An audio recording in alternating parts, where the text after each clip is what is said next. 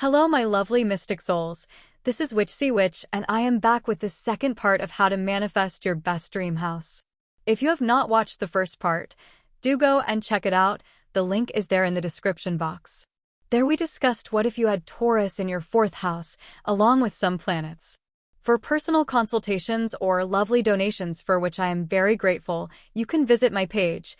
The link for that too is shared in the description box.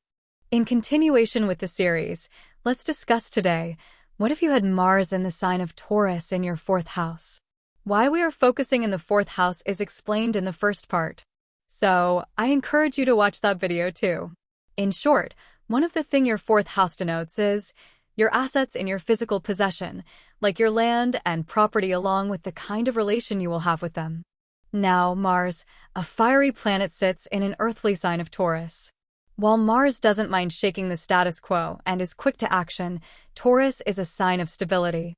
Taurus can bring disruption too, but because they are very sensitive to change, unless this disruption is backed by thorough research and is aimed at greater long-term stability, a Taurus would not opt for such disruptions.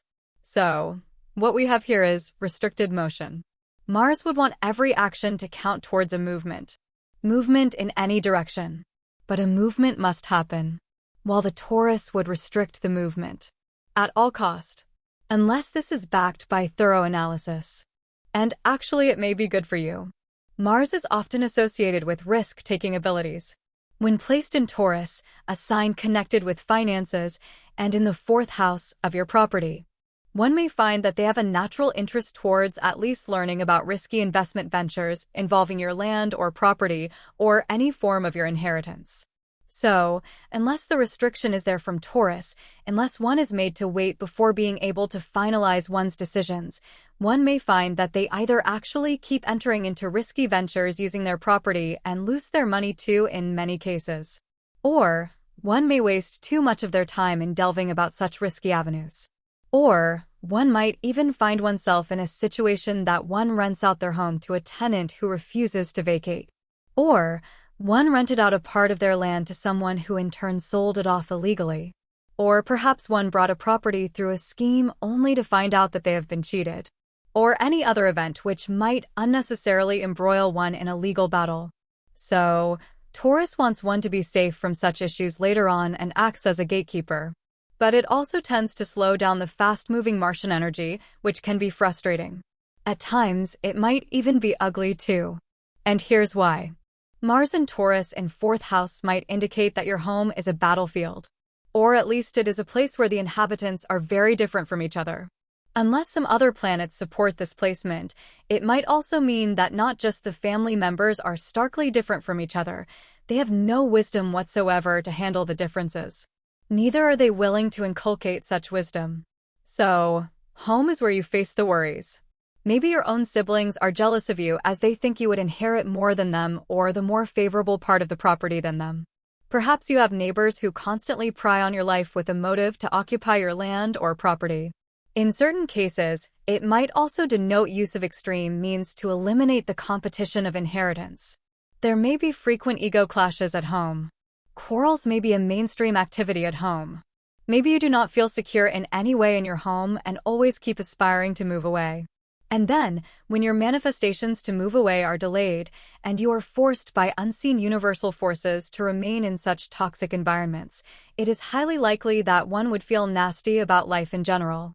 So if this is you, you may be asking yourself, what must be done then? First, understand that you are given this placement to learn response rather than reacting to situations. So, analyze these two things first. 1. Do I have an ego problem?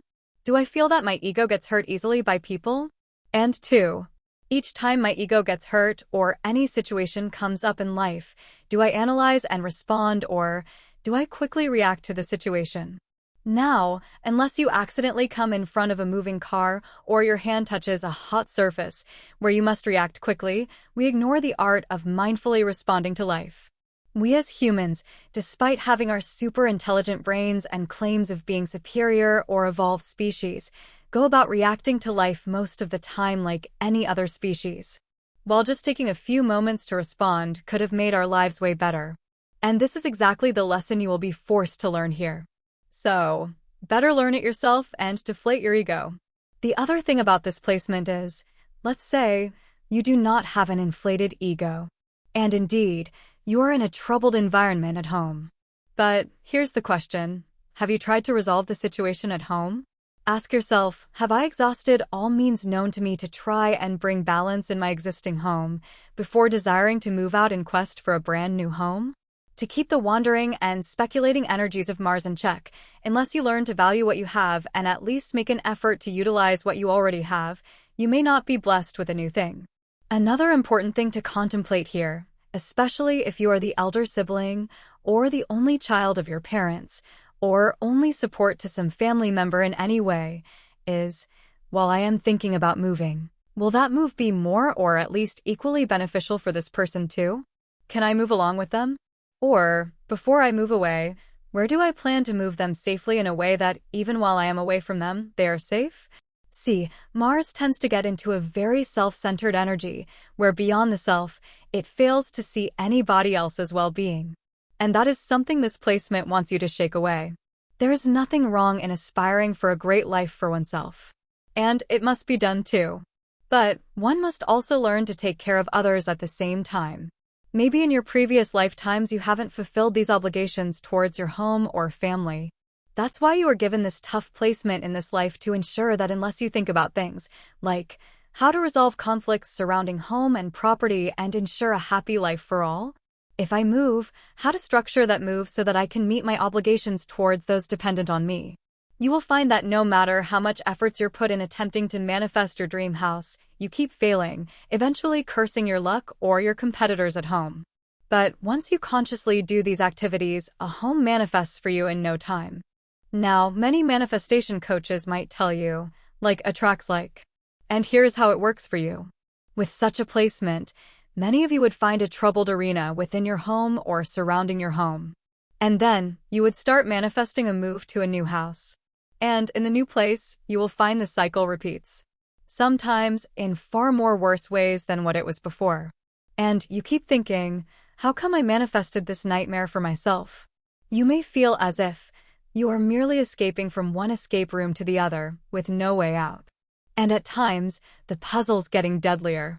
You may wonder, how to stop this?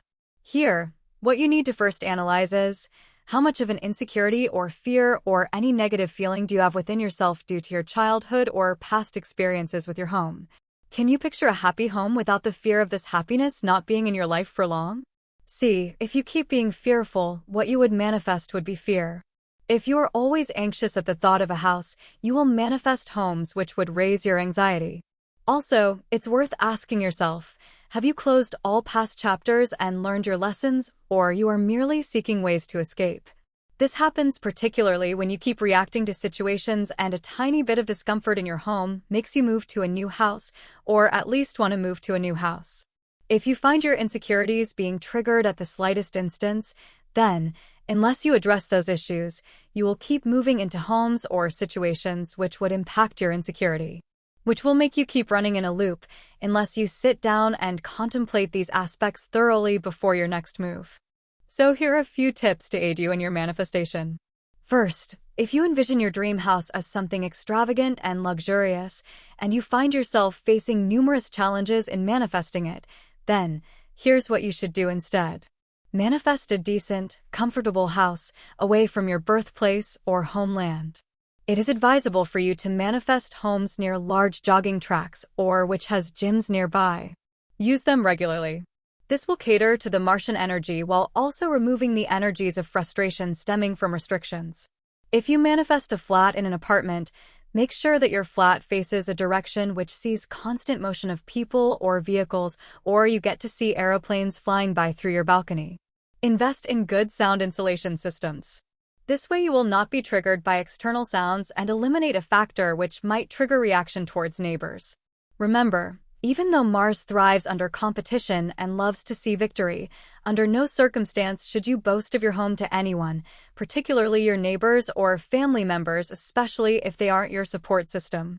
The more discreet you be about your house and your life within your house, the more peaceful your life will become.